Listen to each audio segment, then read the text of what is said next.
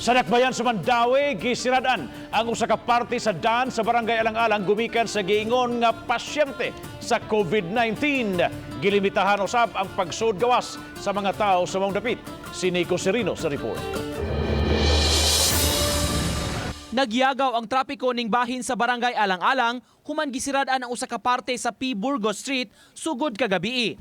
Daghang mga motorista ang nakugang sa kalit nga adjustment. Nagungot-ungot gikan sa Liong o gikan rin sa Bibsil. Unya sa pagkakaron, niyang yobi request mi nga ang katon nito is sa may putsiruhan i-flashing na sa.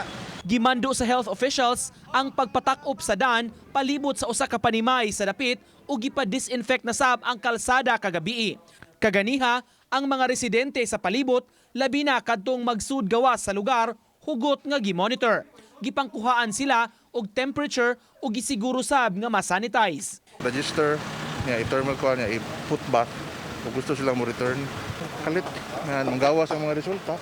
Pero mo follow lang sad ta sa mandate sa atong gobyerno ug sa mayor. Labi na gyud sa DOH. Gikumpirmar sa mga health officials ang usa ka presumptive positive case sa COVID-19 nga nagpuyo sa maong lugar. Atua sa ospital ang pasyente apan gikinahanglan sab nga ma-monitor ang mga kauban niini sa balay.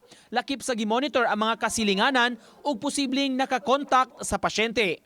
Pangitaon na to ang katong na-expose anak niya, mo nang naadayon niya ang kanang driver, ang helper, anak, kana man sila.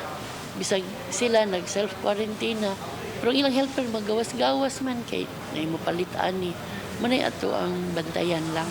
Kaysa contact tracing man. Nangato lang nga ma-contain nato ang virus, no? So ang gikinahanglan nato kooperasyon na gyud. Once dunay red zone, a few meters ana yellow zone sad. So careful lang gyud ta nga ang movement sa kana nga specific area. Uban ni June Sulon, Nico Sereno, Balitang Bisdak.